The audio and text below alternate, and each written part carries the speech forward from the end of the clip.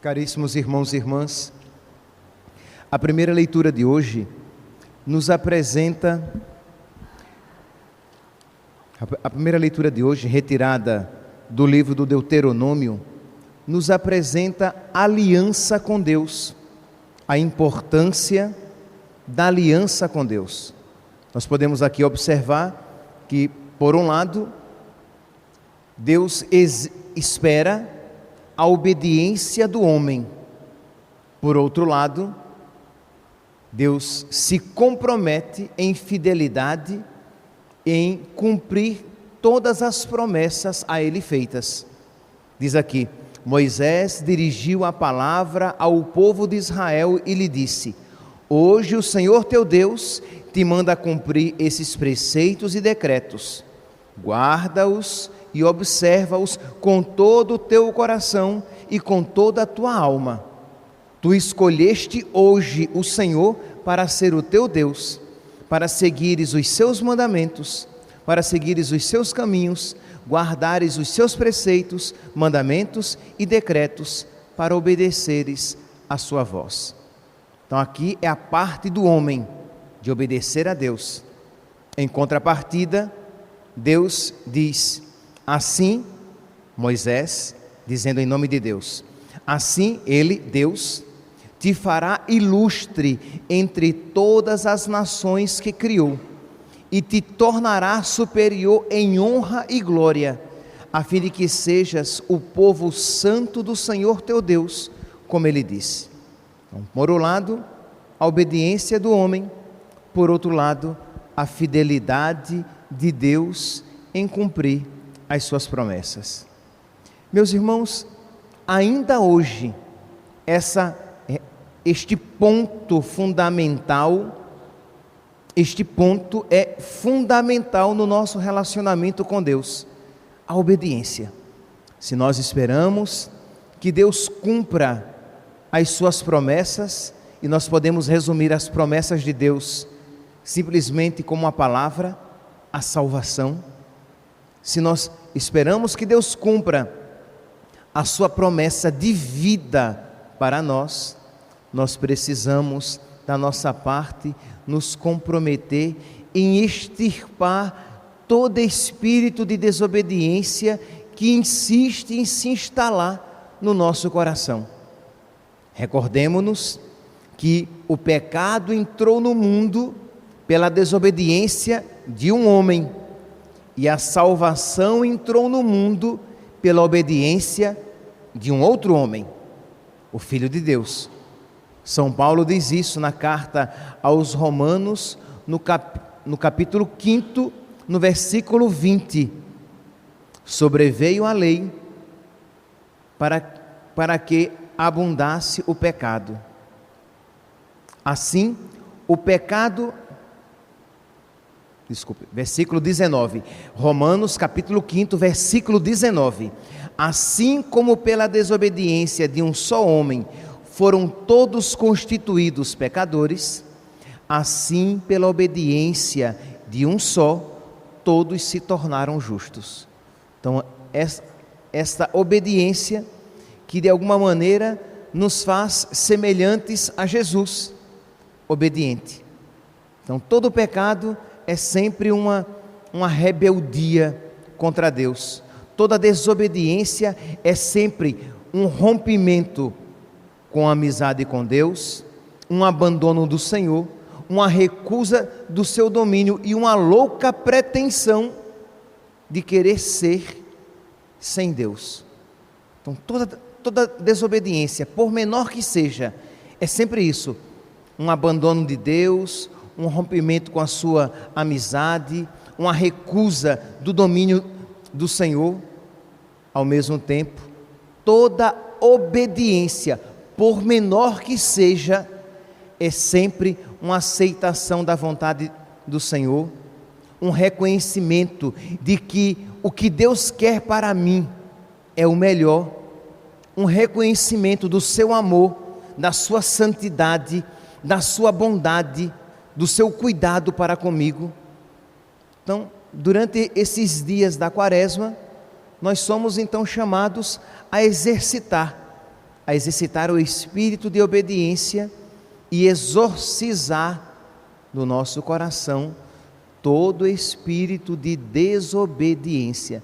Vocês se recordam no evangelho do domingo, do primeiro domingo da quaresma, o diabo tentava Jesus a desobediência, que Jesus fosse o Messias, que Jesus fosse o Salvador, que Jesus fosse rei, mas que fosse a maneira sua, a maneira do diabo, e não a maneira de Deus, e não segundo a vontade de Deus. Então não basta fazer o que é certo, precisamos fazer o que é da vontade de Deus, ou dizendo de uma melhor maneira, o certo é sempre aquilo que coincide com a vontade de Deus. O verdadeiramente certo, o verdadeiramente justo, o verdadeiramente bom é o que Deus quer para mim, como Deus quer para mim.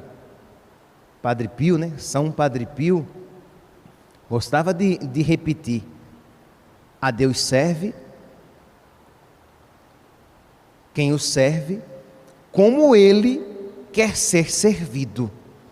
Então não basta, repito, você escolher coisas lícitas, você precisa escolher a vontade do Senhor, o que Deus quer para mim, como Deus quer que eu viva, que escolhas Deus quer que eu faça, que cruz Deus quer que eu carregue, que às vezes você até está disposta a carregar esta ou aquela cruz, e talvez na sua concepção, aquela ou aquela outra sejam até mais pesadas, aparentemente, mas aceitar a cruz na medida que Deus nos dá, porque é sempre contrariar a própria vontade e dizer: Senhor, seja feita a tua vontade na terra, nesta terra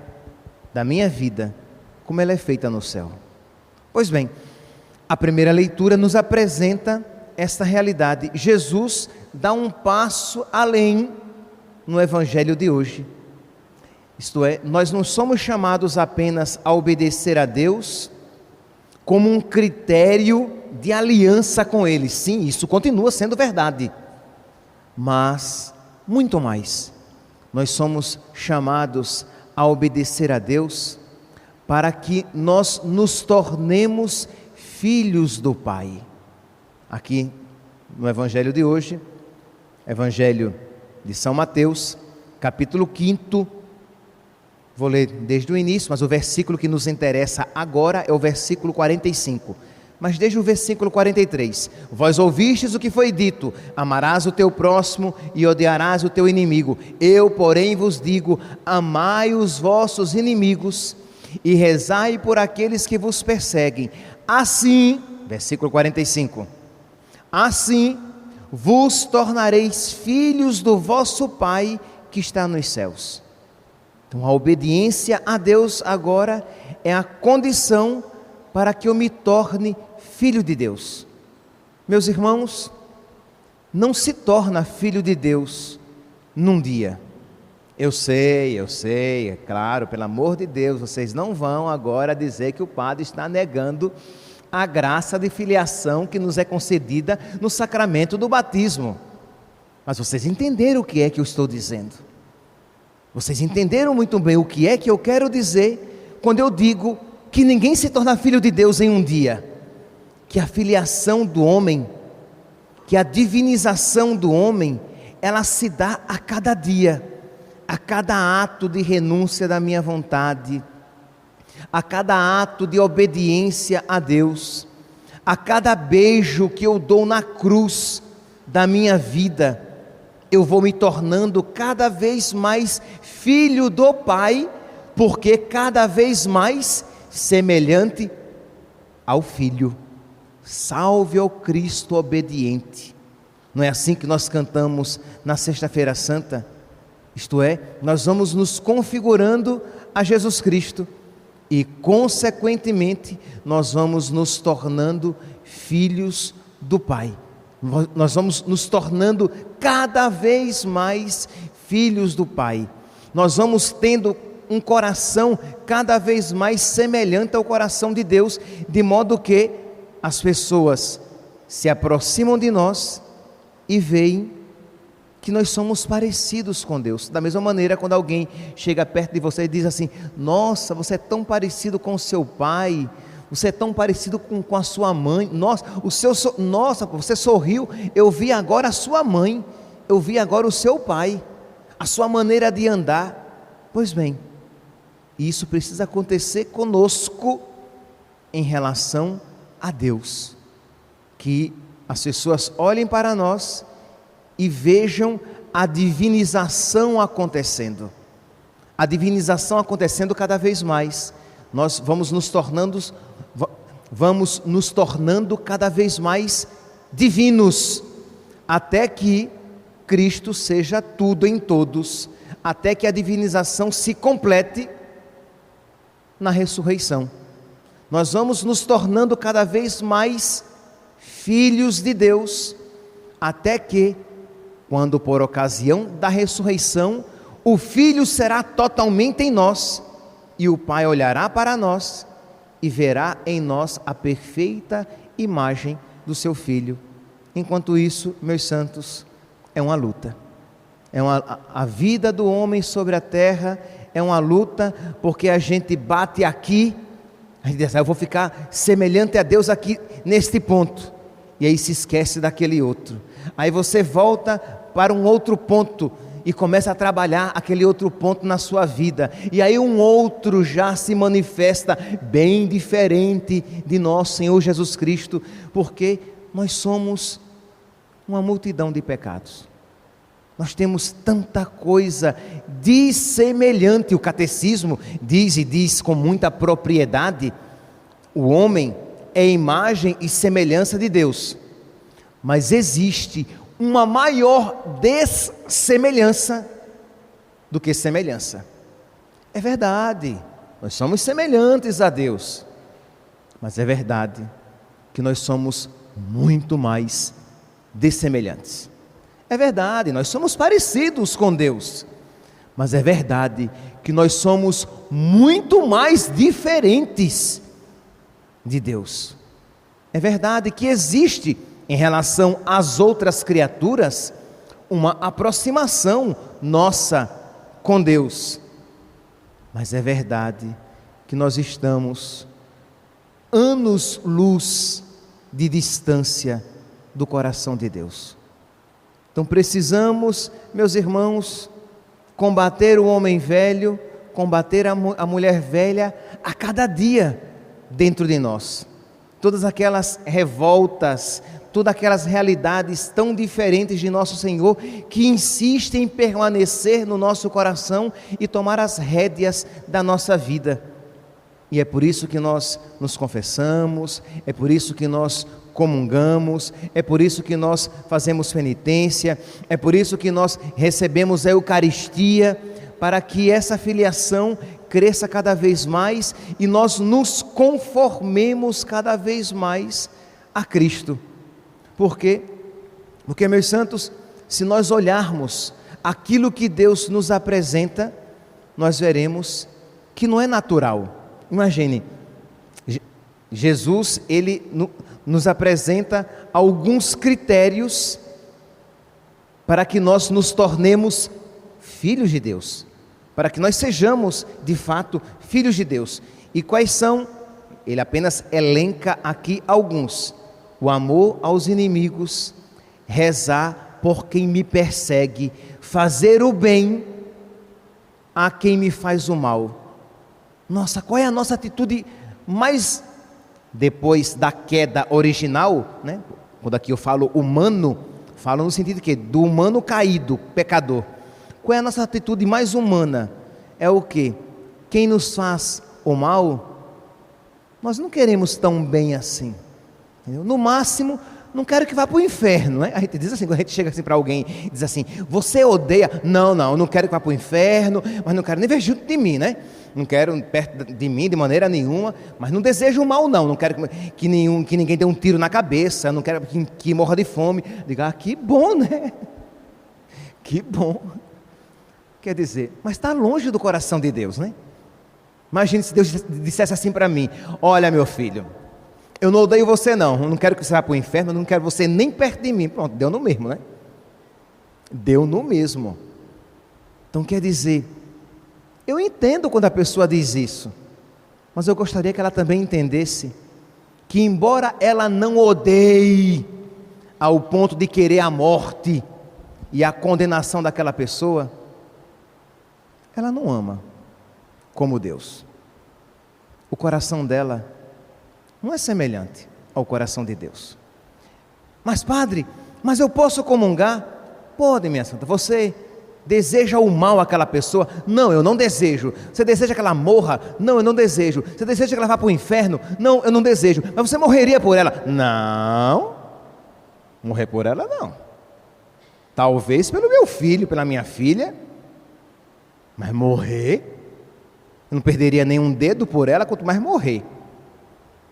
Entende, meus santos? Mas como foi que Deus nos amou? Morrendo por nós.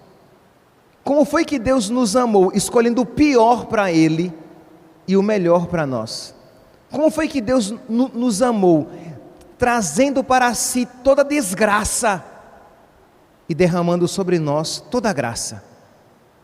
Quando você quer saber se você ama alguém, a pergunta é, você estaria disposto a receber sobre si toda a desgraça, para que toda a graça viesse sobre ela?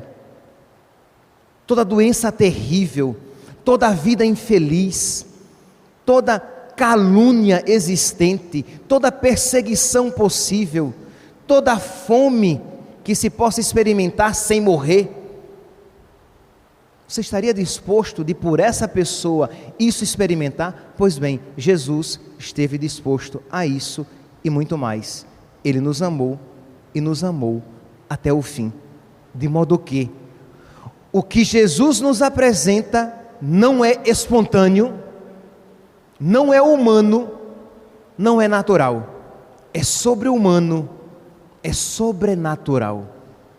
E é por isso, meus santos, que nós precisamos pedir a Deus que nos faça crescer no seu amor, que nos faça crescer na obediência aos seus mandamentos, que nos faça crescer na intimidade com Ele, que nos faça crescer na obediência à sua vontade. Feliz quem na lei do Senhor Deus vai progredindo. Não foi assim que nós rezamos no salmo de hoje? É feliz. Feliz quem vai se tornando cada vez mais filho. Feliz quem vai aprendendo a fazer cada vez mais as coisas por amor a Deus. Feliz quem vai a cada dia rompendo com os seus pecados. Feliz quem vai matando cada dia o seu homem velho. Feliz quem na lei do Senhor Deus vai progredindo. Que nós, meus santos, com a graça de Deus e a intercessão daquela que amou a Deus com todas as ganas da sua alma e com toda a generosidade do seu coração, que a nossa Mãe Auxiliadora interceda por nós, nesses 40 dias que estamos vivendo, para que com a graça de Deus, na próxima Páscoa, que iremos celebrar, se Deus nos der a graça de celebrar, se estivermos vivos, nós possamos ter progredido um pouco mais no amor de Deus, um pouco mais numa semelhança de coração ao nosso Senhor, para que de verdade nós possamos celebrar a ressurreição de nosso Senhor, não apenas na liturgia, mas também no nosso coração. Louvado seja nosso Senhor Jesus Cristo.